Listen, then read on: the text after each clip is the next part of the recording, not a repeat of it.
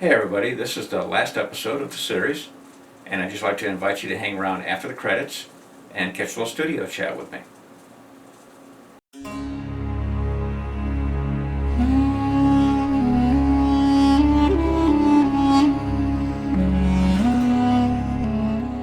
It was day 3, the last of an incredible trip across the Sonoran Desert on the Devil's Highway.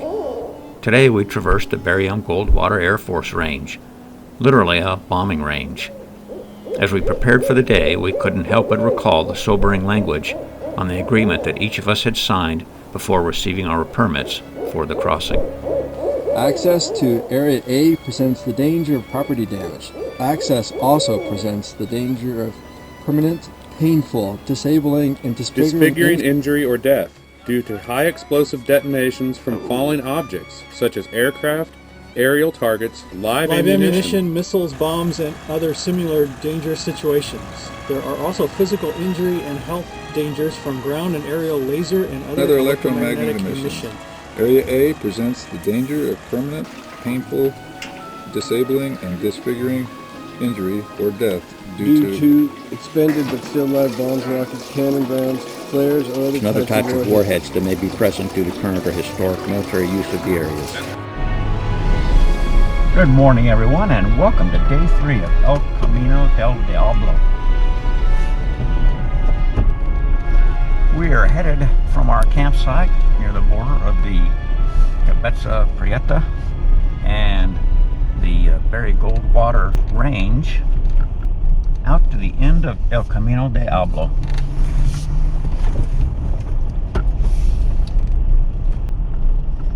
Look at the formation of these rocks on the right. Killer. Those are cool, watching them move and, different parallax to each other.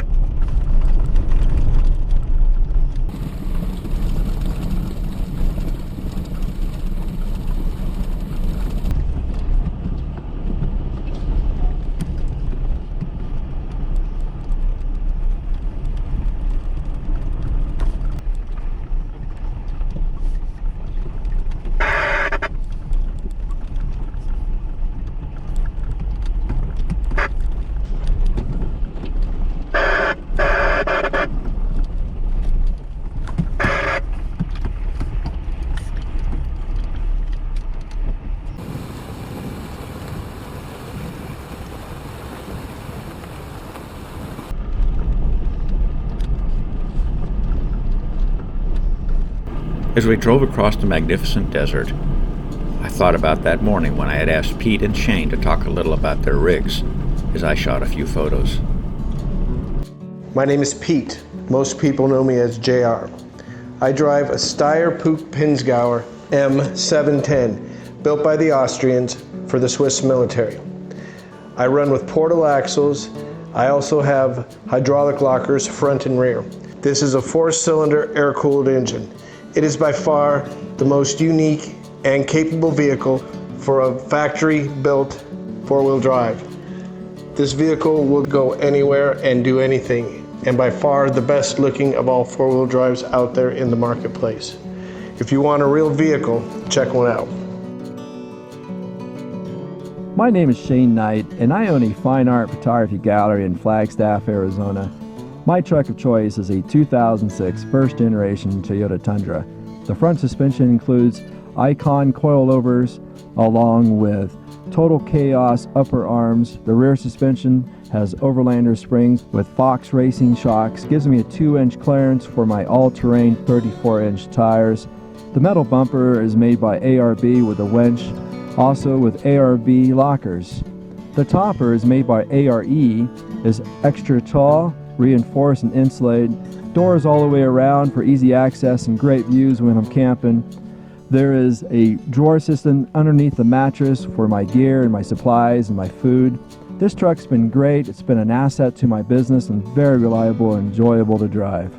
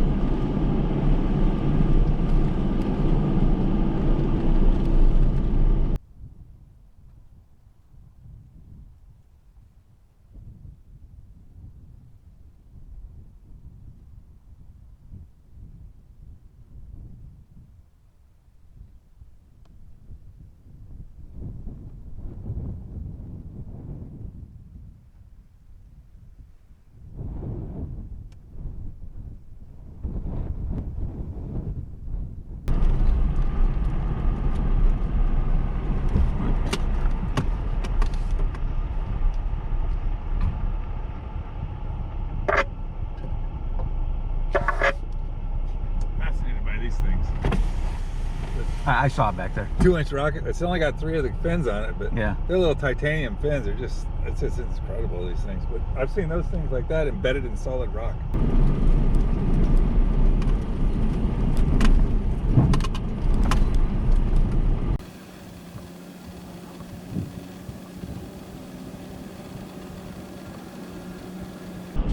This gives new meaning to washboard, doesn't it? Yeah, that was a little certainly did.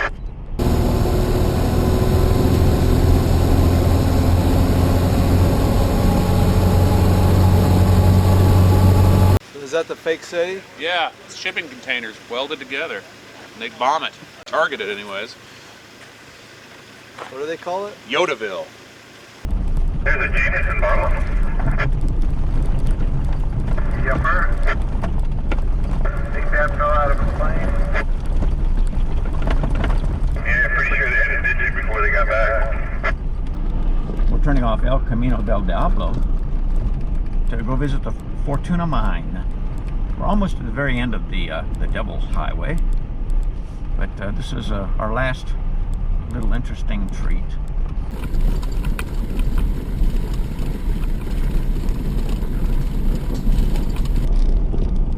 That reminds me of Quartzsite in the Copa area. Yeah, sure does. Those cans, I wonder if that's a drum or a remnant.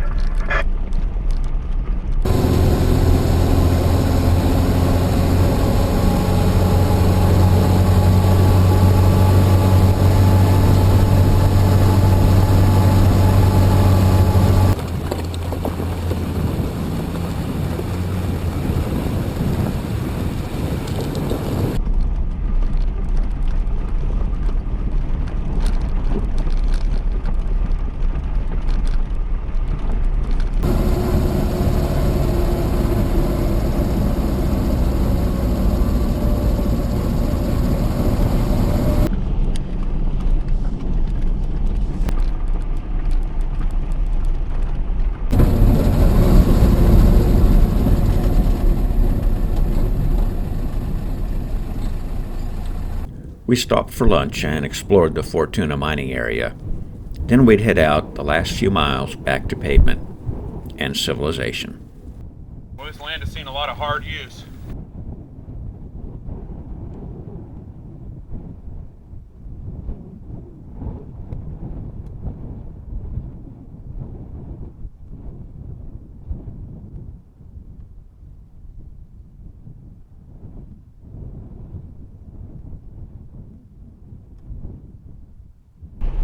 There's a placard up on top of this little mound that we're driving around. Yeah, and one on the left there says, just talking about the living conditions here.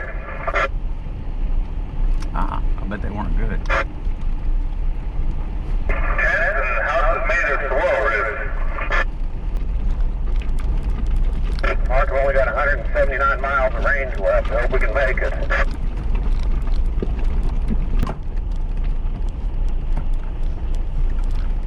Well, I must be driving more conservatively because I got 182. That's because you got those 34 and a half and I got the 35. Although I have calibrated them.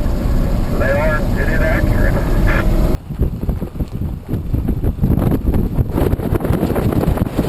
Yep, that is Fortuna out there. I've passed through there many times.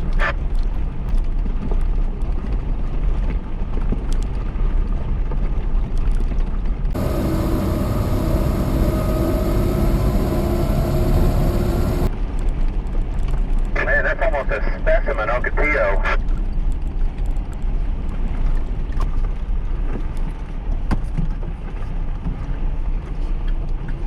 See that marker straight ahead? Yeah, that's V1, which means we're 1 mile from pavement. So this is it. We're maybe about a half mile from the subdivision, and we're just going to go ahead and air up here. This is a little mechanism that Jack Ham made up for me. It lets me hook up all 4 tires to the air compressor and air them all up simultaneously and evens the pressure out amongst all the tires. So it takes a little bit to hook it up, especially when it's only my 3rd time doing it. And but I don't know, we'll see how it works. He used some really nice components in it. He gave it to me as a Christmas gift. Just something he wanted to do after hearing my complaints about airing up. It had been a great trip with wonderful company across a beautiful landscape, but now it was time for each of us to go our separate ways. As Ursula K. Le Guin wrote in The Left Hand of Darkness, "It is good to have an end to journey toward, but it is the journey that matters in the end."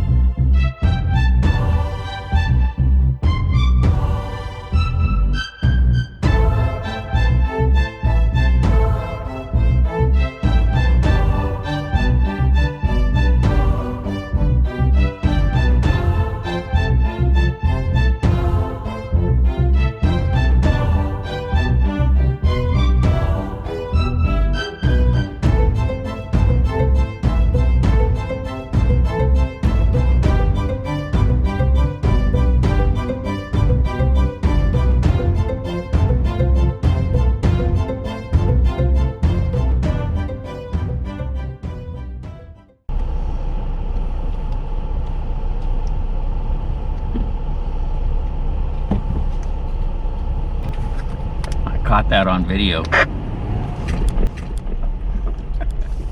Oh, good.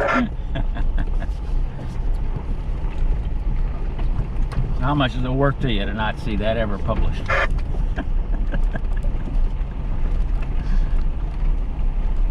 See Mark's taken to extortion to raise money for his YouTube obsession.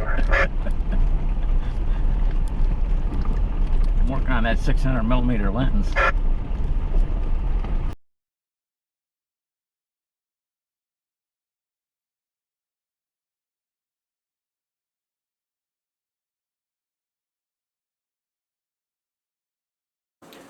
Well, that was a great trip, despite the challenges that Matt and I may have had with our manual transmissions. I'm not going to defend what happened to Matt, but I'll try and defend what happened to me. The engine in the Gladiator is so quiet, and it's push button. And so instead of having a key that I can turn and take out and know that I've turned the engine off, I push a button and there's a couple of lights that light up that let me know that it's shut down, but they're partially blocked by the steering wheel. And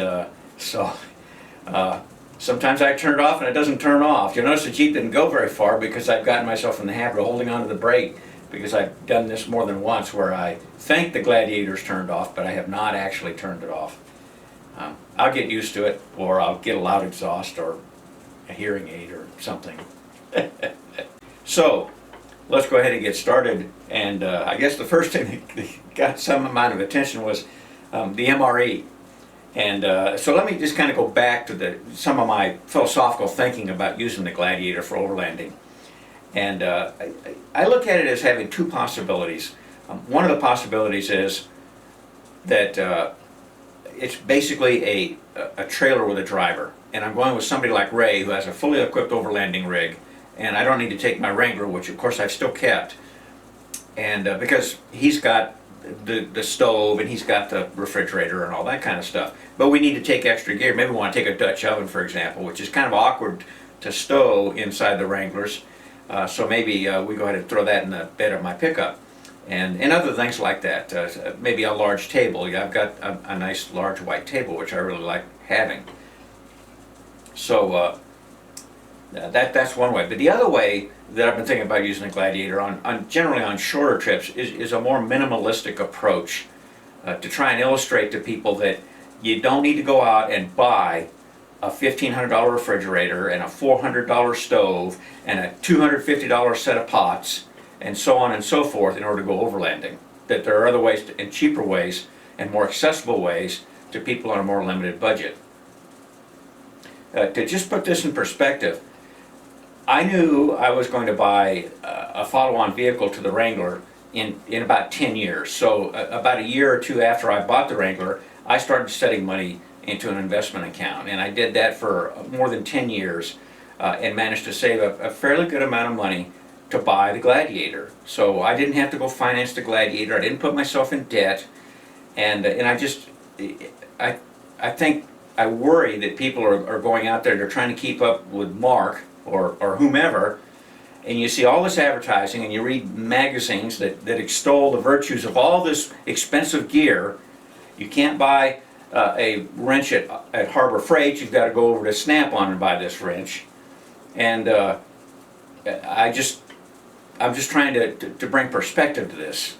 I can afford that stuff, but maybe you can't. And I'm just trying to say overlanding should not just be accessible to those of us who can afford it because we managed to have 10 years that we could set money aside and had a different vehicle to drive. So I'm kind of coming at it from that approach. Now MREs aren't cheap. paying it was almost $10 in the commissary for the MRE. So that's not a cheap way to eat food. But there are other cheaper ways, and I'll be exploring those and some of the other ones. But the advantage of the MRE is that we've got a lot of calories right there, and it's not a very big package, so it doesn't take up a lot of space, and it requires minimal preparation. It doesn't require a lot of extra gear. And that's kind of one way you'll see me doing some meals when you see the Gladiator. When you see the Wrangler, and especially when I'm with Ray, because Ray loves to eat, you'll be seeing the steak and lobster again. So, but I just kind of wanted to set that. I just kind of wanted to explain what was going on there with the meals and why you're seeing these backpacking meals and so on like that. We talk about the route access in the video. We talk about the ranger told us we could go ahead and run 6 vehicles together. You're actually crossing several different lands that are managed by different agencies of the federal government. And so each one's got their own rules. And the one we were concerned with right there was at Cabeza Prieta. You're not supposed to have, but I think it's a maximum of 4 vehicles together unless you have a special use permit. So we actually applied for the special use permit and several weeks in advance, and we're told, oh, no problem, it'll be approved. But we never got it back, and we could never get a firm answer on whether it was approved or not. So we were just going to comply with the rule that said you've got to be in 2 groups when you're as large as we were. And the ranger, when we spoke with him, because we were preparing to divide up into 2 groups, he was like, oh no, don't worry about that. And he says, just, you guys weren't that close together. A little backstory that would actually happen as we were driving along. I happened to glance in my rearview mirror. I was about the 3rd or 4th person, and I noticed him back behind us, approaching us with his headlights on. And so I called over the radios and told the guys, hey, listen, let's pull over. We didn't know who it was, of course. Couldn't tell it was a ranger back there. This guy's going faster than us. Let's get him in front of us, and so that he doesn't have to stay behind us. And that simple little gesture there may have been all it took for him to say, hey, these guys, they're nice. They're not blocking traffic. I'll give them a little slack there. So in other words, what I'm telling you is, this is no promise that if you go out there with 6 vehicles, you're not going to get ticketed or stopped or counseled by a ranger. Okay? The rule is, if I remember right, it's 4 vehicles max without a special use permit. Okay, as far as route access goes, there are several different federal agencies that manage the various lands that consist of the El Camino del Diablo. And fortunately, you're able to access the required permits for all these different agencies at one place. And I'll put a link in the video description for the playlist of how to find that. Another thing, there's a reference to a New York Times article. It's a really good article if you want to read it. I'm going to put a link down in the description for the playlist. If you haven't been reading the playlist descriptions that I put, usually they just duplicate the information that's in the individual video descriptions, but sometimes I add a few extra things in there, so you may want to look. One of the really notable ones is the Trans Am Trail. I have people ask me for information about how do you do maps, how do you do photographs, what camera gear do you carry, how do you do your cooking. All of that is explained, linked to in the Trans Am Trail, because I have a studio chat after each Trans Am Trail video. I believe there's 10 of them that discusses all that. And if you read the playlist for the Trans Am Trail, there are links there that you can follow to learn more information about all kinds of things about how I do my overlanding. In the day 1 video, I asked Mike about his fire pit, and he can't remember who makes it.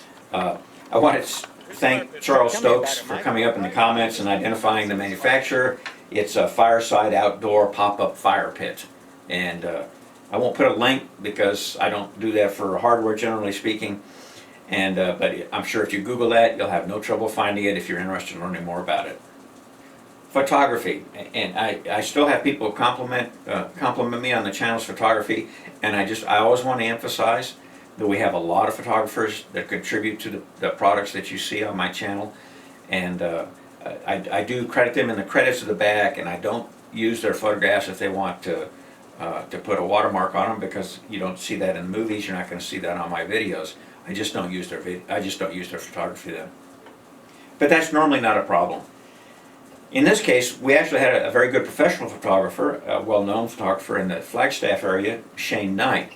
And I'm going to put a link to his photography website on the video description for the playlist. And you might just take a look at it. He's got some really good work. In this case, he was not carrying any of his big camera gear. As a matter of fact, he had just bought a digital camera. I guess he'd never shot digital before. He says, I'm using that digital camera I just bought. I've never done this before. He normally shoots with an 8x10 film camera, so if you don't know what that means, it means each picture is done on an 8x10 negative. You know, what you used to use is that little strip of film. He uses one sheet. He says they cost about $10 a sheet. So to take one picture is $10 in just film. Anyway, there'll be a link, and you might take a look at his work. He's got some really good stuff. And I'll bet you, as you think back on the video you just watched, you'll say, oh, that photograph and that photograph must have been by Shane, and you would be right. So speaking of photography, sometimes somebody comes up with an idea, and we got a really good shot. I was just pleased as could be with the way this shot came out. It was suggested to us by Pete. I've seen similar ones, but Pete, said we ought to try something like this. And then as we're driving along, Matt identified the perfect spot for it, and then I got to be the person who ran out in front of everybody and took the shot, and it really come out well. There is a backstory there, okay? I'm not going to go into a lot of detail because it'd take me forever to explain it all, but suffice it to say that I managed to clobber the SD card that shot was on. And not only that shot, but everything shot by that one camera, which was the primary still camera for that day, everything was gone from that SD card. And I did find some software that I was able to recover the SD card, and because I was able to identify it. And so we were able to share all those photos, all those videos. Nothing was lost, thankfully. But it did take some pretty sophisticated software, and it cost me $60. So anyway, and I blame it on the coyotes. Okay, and there's a story for that, but you'll just have to catch me around a campfire and I'll explain that story, because like I said, it's a long story. And then also one other thing, there's another backstory. If you remember back on the day 2 video, there's a part where I'm by myself and I pan the camera around the desert, and I'm talking about just how beautiful the desert is, and you can actually catch a brief glimpse of my Gladiator down there as the camera pans around. And it's right after I've shown a video of everybody else leaving, and I was there by myself. And a couple of funny things that happened. Matt, as we're getting out of it, there's a lot of cholla right there, and cholla are really bad. You don't want to tangle with them. The needles on them, they stick in everything. And I was told by a friend of mine who volunteers out in Anza-Borrego Desert that they have a little a little hook on the end of their stickers, and that's why they stick in so hard. Some people call them jumping cactus. Anyways, we get out. Matt told everybody, be careful, don't get near the chollas. We don't want anybody getting a bunch of stickers in them. And sure enough, a minute or two later, Matt manages to step on a cholla and get it in his boot. And so he's sitting there, he's pulling it out of his shoe and everything else. And so I'm just chuckling to myself. I didn't say anything to Matt. Well, after I shot that shot, the panning shot, I'm walking back down to my Gladiator. And of course, I've got to catch up with everybody. They've got about a 10-minute head start on me by now. And I see this cholla in bloom. And I said, oh, let me get a little bit of video of that cholla in bloom. So I step up there right next to the cholla, and I'm shooting in bloom. And yeah, you guessed it, I got a cholla stuck in my boot. And so I was there for another 5 minutes, pulling all the stickers out of my boot, because I didn't want to get these stickers inside the Gladiator and the carpet and whatever. So anyway, just a little funny story for you. So what have I got left here? Maurice Guinard on the Big Bend video, he commented that I really didn't give a very good description about traction and control of traction, how you maintain traction. And I explained to him that wasn't my goal at all when I made the comment about comparing a Toyota and a Jeep Wrangler and the suspension on them. I just wanted to explain what the advantages of independent front suspension and solid axle front suspension were.